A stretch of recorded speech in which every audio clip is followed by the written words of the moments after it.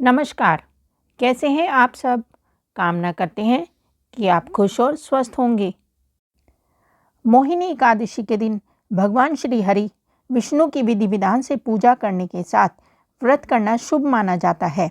आज के दिन पूजा के साथ इस व्रत कथा का पाठ अवश्य करना चाहिए। इससे व्रत का पूर्ण फल प्राप्त होता है। बैसाख मास की एकादशी तिथि को मोहिनी एकादशी के नाम से भी जाना जाता है। आज के दिन भगवान विष्णु के मोहिनी अवतार की विधि विधान से पूजा अर्चना की जाती है। पौराणिक कथाओं के अनुसार समुद्र मंथन के दौरान अमृत का एक कलश निकला था, जिसे दानवों से बचाने के लिए श्री हरि विष्णु ने मोहिनी का अवतार रखा था। इसलिए इस दिन व्रत करने के साथ कथा का पाठ करने या फिर सुनने से 1000 गायों को दान देने के बराबर पुण्य की प्राप्ति होती है। इसके साथ ही भगवान विष्णु हर संकट से छुटकारा दिलाते हैं।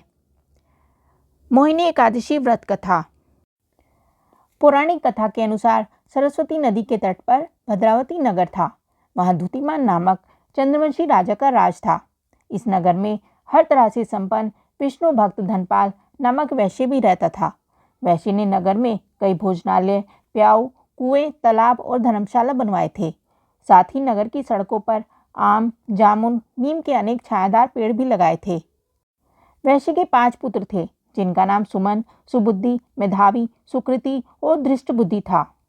उसका 5वां पुत्र खराब आदतों वाला था। वो माता पिता और भाइयों किसी की भी बात नहीं मानता था। वह बुरी संगति में रहकर जुआ खेलता, पराई स्त्री के साथ भोग विलास करता और मांस मदिरा का भी सेवन करता था। इसी प्रकार अनेक बुरे कामों से वो पिता के धन को नष्ट करता था। पुत्र के कुकर्मों से परेशान होकर धनपाल ने धृष्ट बुद्धि को घर से निकाल दिया। अब वह अपने गहने कपड़े बेचकर जीवन यापन करने लगा। जब उसके पास कुछ भी नहीं रहा तो बुरे कामों में साथ देने वाले दोस्तों ने भी उसे छोड़ दिया। भूख प्यास से परेशान धनपाल के पुत्र ने चोरी का रास्ता अपनाया, लेकिन वो चोरी करते हुए पकड़ा गया। उसे राजा के सामने हाजिर किया गया, लेकिन वैश्य का पुत्र जानकर राजा ने उसे चेतावनी देकर जाने दिया। अब धृष्ट बुद्धि के सामने चोरी के अलावा और कोई रास्ता नहीं था, तो उसने फिर चोरी की और इस बार भी वो पकड़ा गया। दूसरी बार पकड़े जाने पर राजा ने उसे कारागार में डाल दिया, जहां उसे बहुत दुख दिए गए और बाद में उसे नगर से निकाल दिया गया। नगर से निकाले जाने पर धृष्ट बुद्धि वन में चला गया। वहां वो पशु पक्षियों का शिकार करके उन्हें खाने लगा और कुछ समय के बाद वो बहेलिया बन गया। एक दिन वो भूख और प्यास से व्याकुल खाने की तलाश में कौंडिन्य ऋषि के आश्रम पहुंच गया। उस समय बैसाख मास था और महर्षि गंगा स्नान कर वापस आ रहे थे। महर्षि के भीगे वस्त्रों के छींटे उस पर पड़ने से उसे कुछ ज्ञान की प्राप्ति हुई। तब उसने कौंडिन्य ऋषि से हाथ जोड़कर कहा, हे महर्षि, मैंने जीवन में बहुत पाप किए हैं। आप इन सभी पापों से मुक्ति का कोई उपाय बताएं।